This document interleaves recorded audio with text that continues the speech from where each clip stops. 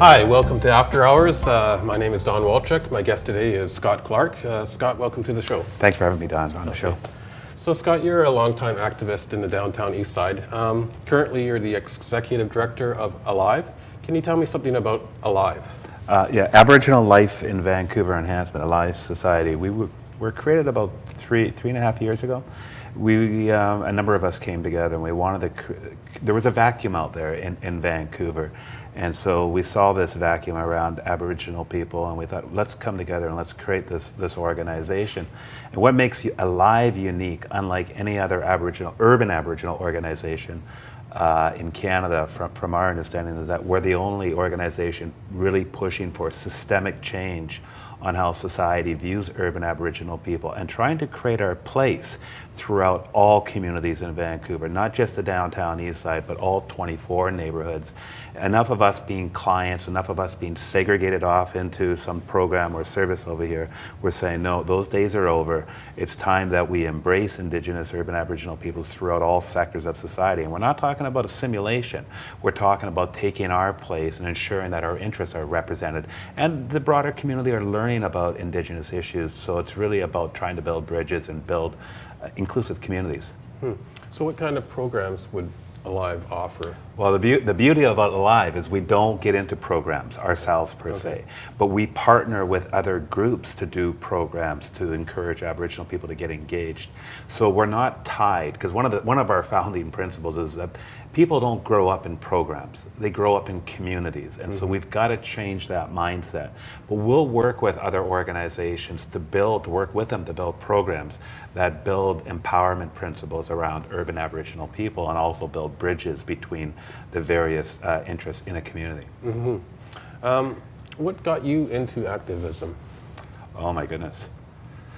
Oh, that goes way back. I've had several roles, but ultimately when I saw what the Indian Act was doing to Indigenous people when I was fairly young, around our rights as officers of Aboriginal people, before I knew it, I just got more and more engaged and pulled into issues. Actually, it was issues around voting rights, because there was a time when we as officers of Aboriginal people couldn't vote for our chief and council. Isn't it something like Aboriginals didn't have the right to vote till like 1967 or something like that? Yes, the Indian Act prevented us from voting, and actually a lot of our people, the details on that, it was like the 50s, they changed the Indian Act in the early 1950s, but some of us didn't get to vote until much later on. But what I'm talking about is our rights as off-reserve status Indians. We were not allowed to vote for our chief and council. So the federal government set it up to discriminate against off-reserve Aboriginal people's mobility rights, in this particular case, around voting for chief and council. We took that right to the Supreme Court of Canada and we won and got the amendment through what we call the Corbière decision. That's one very important victory for urban Aboriginal people or off-reserve Aboriginal people. Sorry, what was that called again? The Corbière Supreme Court decision, yeah. Okay. But what that really is speaking to is our rights, our mobility rights as Indigenous peoples on and off reserve, because what the federal government has done to all Indigenous peoples is they try to limit their responsibility to on-reserve Indians and lands reserved for Indians. And what we see is that, especially today, now with all this stuff going on around Idle No More, Indigenous peoples on and off reserve are standing up and challenging the federal government on how it perpetuates its colonial divisive model on all of us, be us Métis, status, non-status, or Inuit peoples throughout all of Canada. What is exactly happening with the status of Indian status now? I understand they're trying to bring it all under one banner. Very recently, after 14 years in the courts, there's a fellow by the name of Harry Daniels, a Métis, who was also the president of the Congress of Aboriginal Peoples back in '99. He launched a case challenging the federal government's Indian Act on their responsibility to non-status and Métis peoples throughout Canada.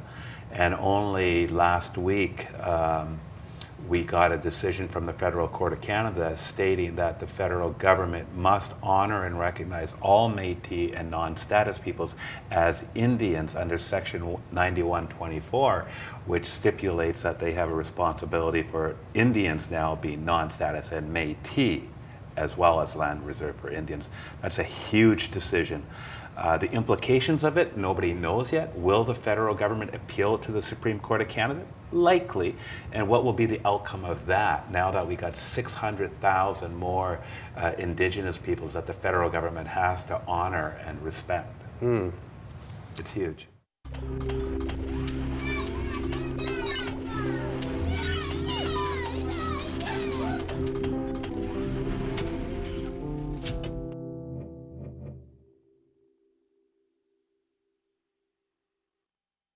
What are some of the challenges facing urban Aboriginals in the downtown east side? Well, the bigger issues around 9124 and how the federal government has offloaded us to the provinces, and now the provinces have offloaded us down to the cities. Right. Well, the city doesn't have a strategy. They don't have an urban Aboriginal strategy. They have dialogues, they have circles, they put out forums. They don't have a strategy. And so here you have the largest number of Aboriginal people in the province of BC living right here in the Lower Mainland, and the largest number living in Vancouver. So when we look at the statistics around Aboriginal people in Vancouver, where 70% of our children are being pushed out of the school system here in the Vancouver School Board District. Why are they being pushed out? Well, I'm going to get there. Okay. They're being streamlined into alternate schools. They're being the graduation rate, like I said, is 30%. You've got 40% of the homeless youth population are Aboriginal. You got 40% of the survival street sex workers that are Aboriginal. 50% of the missing and murdered women are Aboriginal.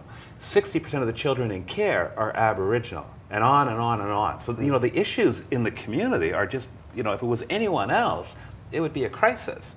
But for some reason, the federal government, the provincial government, and the city are, they're scratching their heads. They sort of like, this big elephant in the room. And ultimately, what Alive is saying is that you've tried a segregated service delivery model in the city. You've tried to corner us and push us all over to here. But you know what? Regardless of that, we still have those issues. So we need to find a new, more innovative, practical way to address these issues. So what are the issues? I just shared a lot of them with you. There's a lot more. But what we're simply saying to all levels of government, to our chiefs and to the Aboriginal service providers, the Parks Board, the School Board, the non-Aboriginal service providers is, listen, we're all in this together, and we've all got to figure out a way to work together beyond the old school model and find solutions. Start creating those opportunities, creating those spaces, educating the non-Aboriginal community about the issues around colonialism and its reality today in the ground, because we can't do this on our own. We need the broader community informed and engaged so that they can get on stream with supporting all vulnerable populations in Vancouver. Now, we hear a lot about Idle No More. Can you talk a little bit about that? Well, the Idle No More movement was actually created by 4 women in Saskatchewan, and they were really upset with how Harper and the Conservatives are coming out with the 2 omnibus bills and a whole bunch of other bills that they're looking at passing. And what they these were all lawyers. I think it was 1 non-Aboriginal and 3 Aboriginal women. And what they did is some teach-ins in Saskatchewan. And what happened was it just took off nationwide. Right. So now you've got particularly the young people and the women that are just organizing and having all these flash mobs and demonstrations, blockades, and all these things saying enough is enough. It's a non-hierarchical thing. It's a movement, and nobody knows where it's going, but it's getting bigger and bigger, and it's getting attention in the United States, Central, South America, Australia, New Zealand, Europe, and it's just broadening out. It's really about the ongoing colonization that's going on in today's times, and time for the Western liberal states to stand up and look at the UN Declaration of Indigenous Rights and implement it. Don't just say you adopt it. It's time to implement it. And people across the world are saying, Colonialism is a nasty enterprise that's being challenged now. So it's interesting. I don't know where it's going to go, but we're organizing with it as well.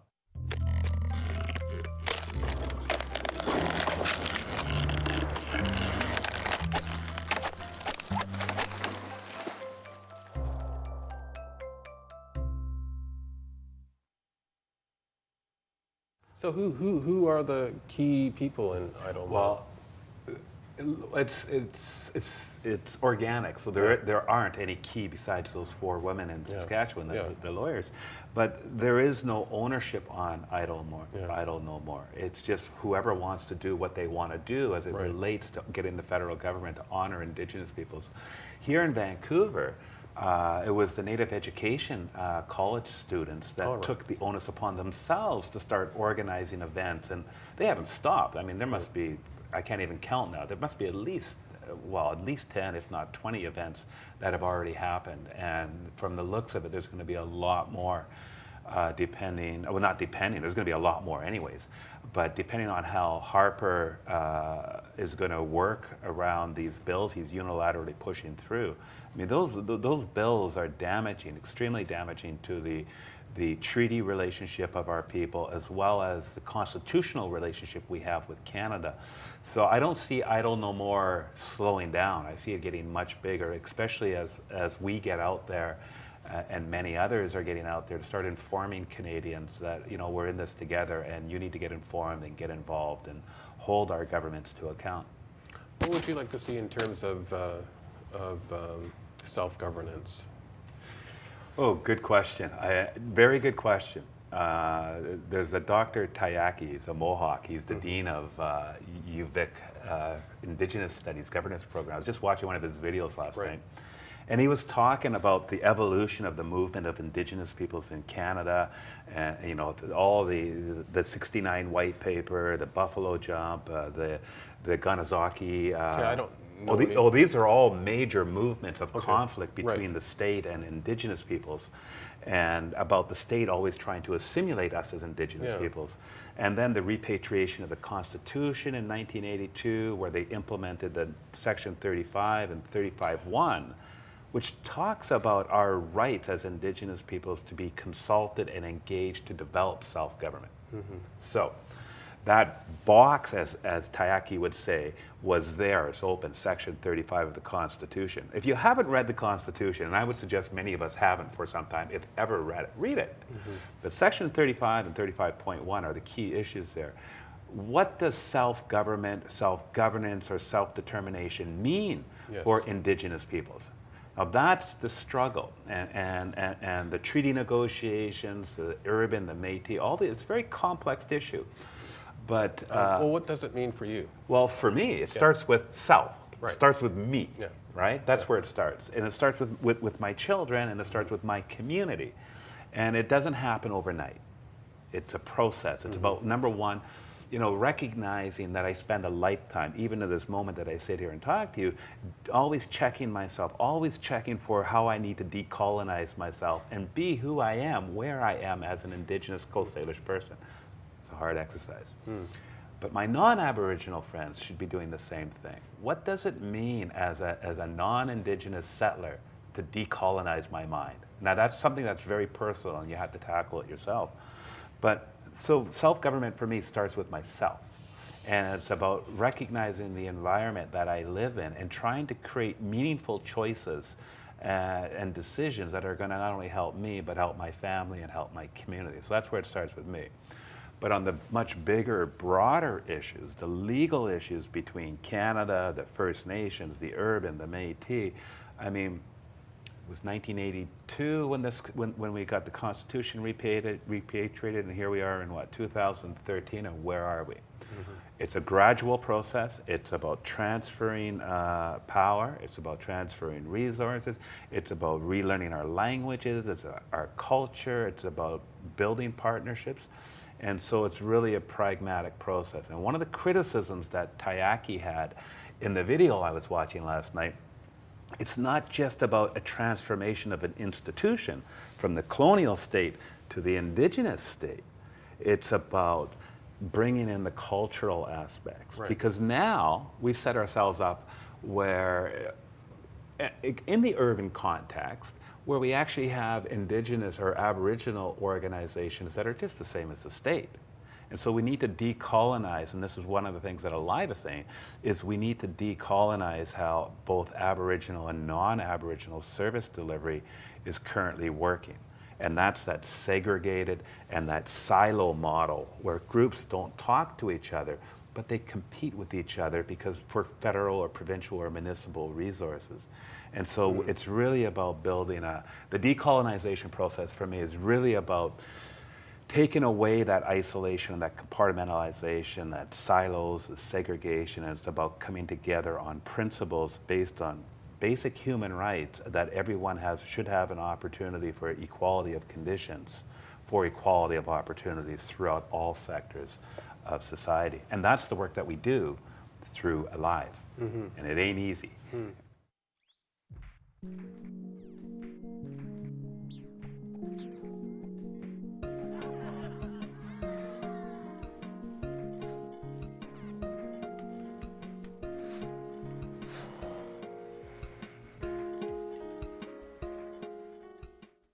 Now, you've done a lot of work with W2, and just recently W2 has been shut out of their space. Yeah. Can you speak a little bit about that and what's going on there? Yeah, I would like to back that up a bit too before I go there. Fine. Because prior, I've been involved in the Indigenous, particularly urban Indigenous issues for quite some time. I used to be the president of the United Native Nations, That's right. which is a provincial Aboriginal organization representing off-reserve interest. And we moved our office into the downtown east side because we saw that place as ground zero for the ongoing colonialism. And we put it there because we wanted to make a statement to everybody that we are here and we're with our people right there in the downtown east side. And when back in, it was 10 and a half years ago now, about 20 of us met in our boardroom and we were discussing the Woodwards. We wanted to do an action around the Woodwards building. And so we decided, okay, well, let's organize a demonstration, an occupation of the Woodwards building. So between us, we built up our networks and we did the initial occupation. And our demands were very simple.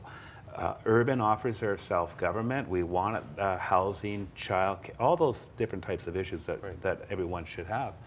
And that took a life of its own. It got dominated by a whole bunch of other people, and that Indigenous piece was lost.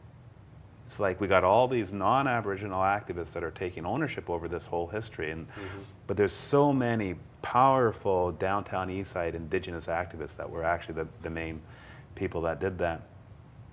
So here we are 10 years later, and what do we have for all that hard work, for all those people that occupied that place, slept in the streets and did all that activism? Well, it's W2 is what we had. W2 is a place that is the real legacy of that struggle for Indigenous peoples in the downtown east side. It's a place where on any given day you would have so many different Aboriginal organizations having their meetings in there. You'd have the artists, the hip-hop artists, the elders, people doing all kinds. It was great. But it wasn't just the Indigenous. You had the immigrant community in there and even the business community. It was a place of really mixing and building networks and partnerships.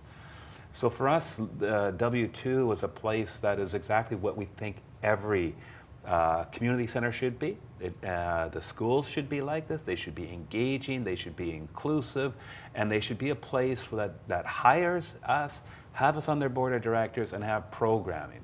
And that's exactly what W2 was doing. So what it was really doing was building community.